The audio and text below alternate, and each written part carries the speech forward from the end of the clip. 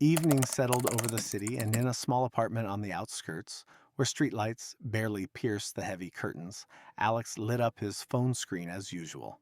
The sparsely furnished room felt like an extension of his inner world. Cramped, closed off, airless. He was 32, but in those moments he felt like a lost teenager, searching for something without knowing what. Every evening followed the same ritual.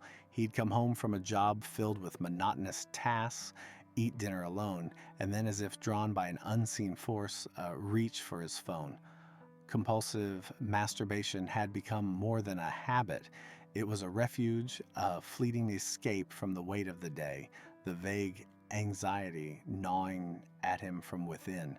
But the relief was as short lived as a shadow vanishing in the light. Each time, silence followed, not the kind that soothes, but the kind that presses down, leaving a bitter aftertaste of emptiness. Alex didn't call it a problem. He told himself it was normal, that everyone did it, that it was just a way to unwind. But deep down, he sensed he was losing something vital, that life was slipping by while he hid in this endless loop. He noticed his energy fading, his dreams, once vivid, growing blurry. Work, friends, even casual dates with women felt shallow, lacking spark. He couldn't recall the last time he felt truly alive, when his heart raced for something bigger than a momentary dopamine hit. The glowing screen offered an endless stream of images, but each choice only deepened the sense that he was looking in the wrong place. In those moments, something inside whispered that he was running from himself, from a truth he didn't want to face, but he brushed it off, drowning the whisper with another click, another dive into the illusion of control. The shadow he didn't yet know was already waiting for its moment. Do you feel something stirring inside? Alex started hearing that whisper, but what does it mean? Keep reading. His journey unveils a truth you might carry too. The pivotal moment is near, and with each step, awareness grows. Don't stop, the truth is on the horizon. The night outside Alex's window was thick, like ink spilled across the sky, with only the faint glow of his phone breaking the darkness of his room. He lay on the couch staring at the ceiling, but his thoughts drifted somewhere distant, into that elusive space where reality blurred with something deeper, almost unsettling. The past few weeks had brought a strange shift. His usual ritual, once a refuge, now left not just emptiness, but something new, a faint whisper, as if something or someone was trying to reach him from within. It wasn't a voice in the usual sense, but a feeling that surfaced in moments of quiet when he couldn't distract himself with the screen or the noise of daily life. He couldn't pinpoint it, but it stirred a vague unease, like he'd forgotten something crucial and didn't know where to look. His dreams had changed too, where they used to be hazy, filled with fragments of videos or workdays.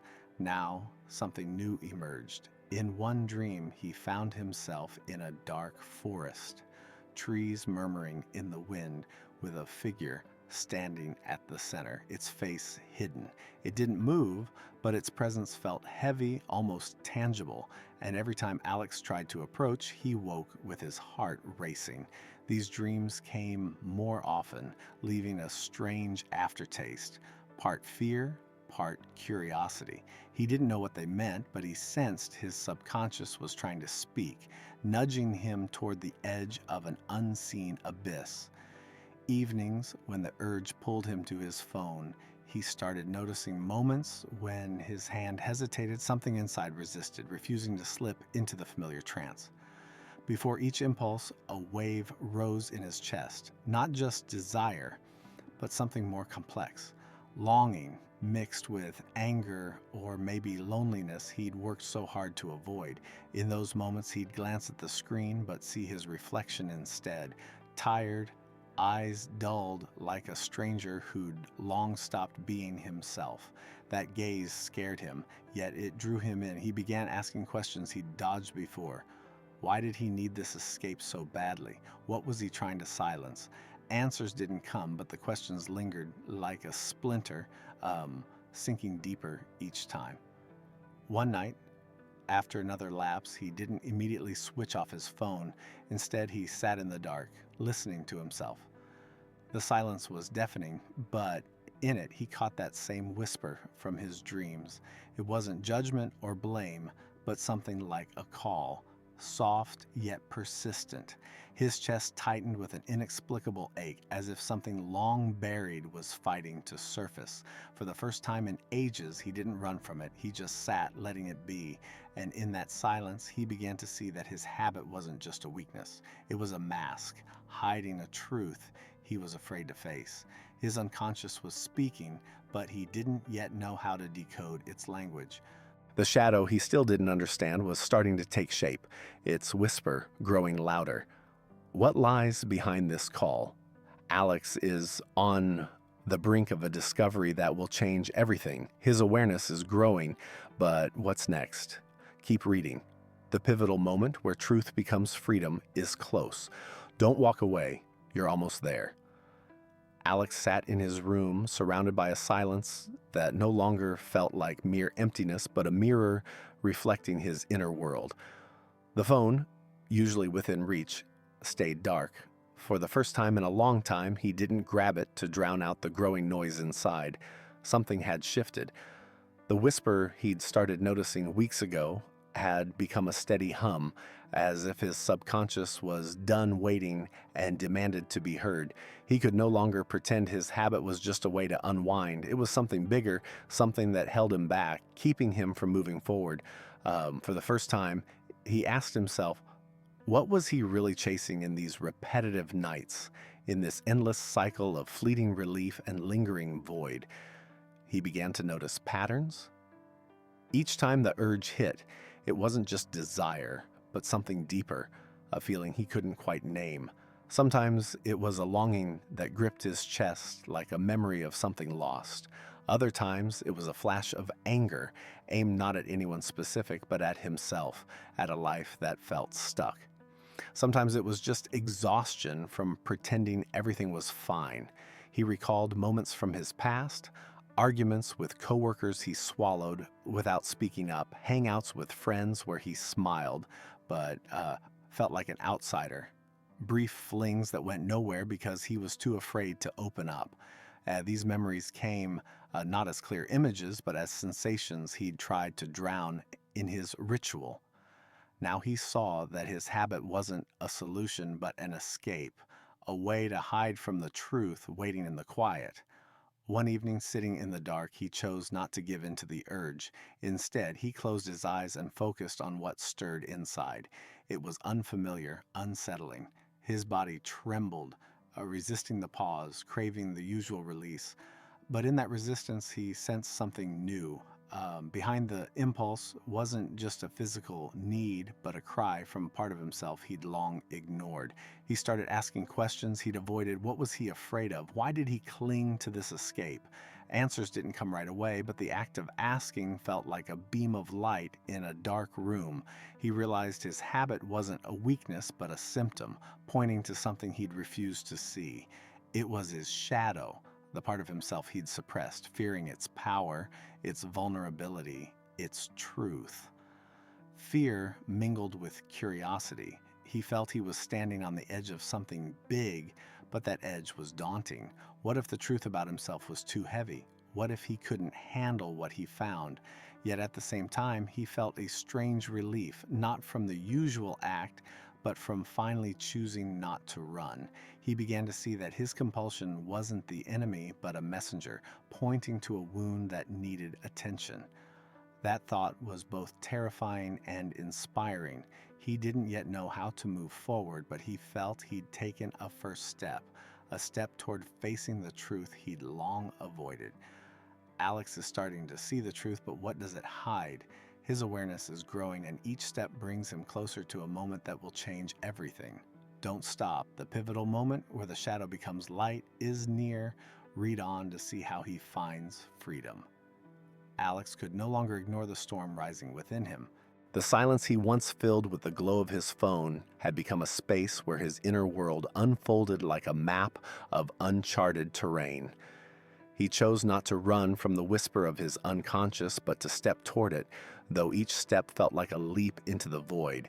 His habit, once dismissed as harmless, now stood before him like a mirror, reflecting everything he'd suppressed for years.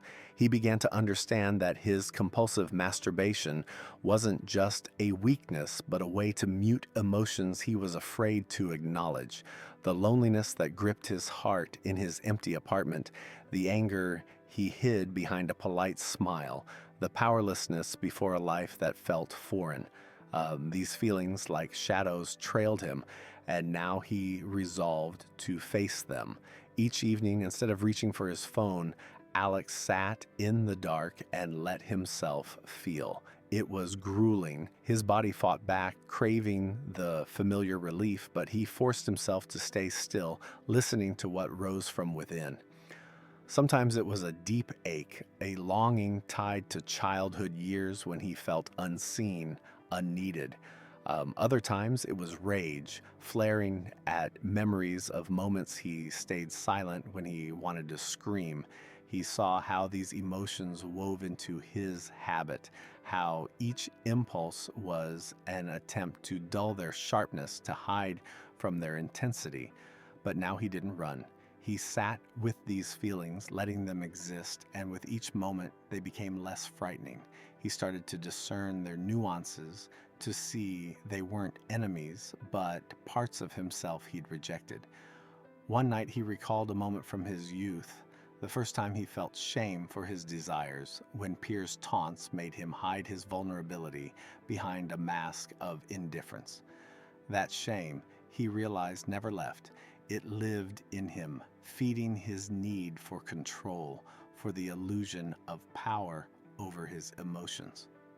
Alex saw that his compulsion was not just an escape, but an attempt to reclaim that power, however false. He began to wonder, what if his shadow held not just pain, but strength he was afraid to embrace? What if it contained not weakness, but energy he could channel into something greater? These questions scared him, but they also sparked hope. Hope that he could be more than a prisoner of his impulses. Diving into this abyss took courage he hadn't known he had. He noticed his perception shifting. Moments that once drove him to the screen now became chances to look deeper. He saw that his shadow wasn't just pain, but potential, suppressed passion, unrealized resolve, unexpressed tenderness. He realized that each time he chose not to give in to the impulse, he reclaimed a piece of himself. This wasn't just overcoming a habit, it was a journey to wholeness, where every suppressed emotion became a step toward a new understanding of himself. Alex has plunged into his shadow, but what will he find at its depths? His awareness is growing, and each step brings him closer to a moment where everything falls into place. Don't walk away. The pivotal moment where he becomes whole is here. Read on to see how freedom is born. Alex stepped into the uncharted territory of his inner world, where the shadow, once elusive and frightening, began to take shape. He no longer looked away from his emotions or hid behind a screen, and that changed everything. His habit, which once controlled him like an invisible puppeteer, was losing its grip. He understood that his compulsive masturbation wasn't just a flaw, but a signal from his psyche, pointing to a deeper wound, a disconnect between who he was and who he could be. Now he learned not to suppress his impulses, but to observe them, to piece them together like a puzzle revealing the truth of his soul. The process was tough, but it sparked a new energy he hadn't known before. Each evening, Alex carved out time for silence. He sat in his room, turned off all devices, and just breathed, letting emotions surface without judgment. Sometimes it was a longing tied to years of feeling invisible.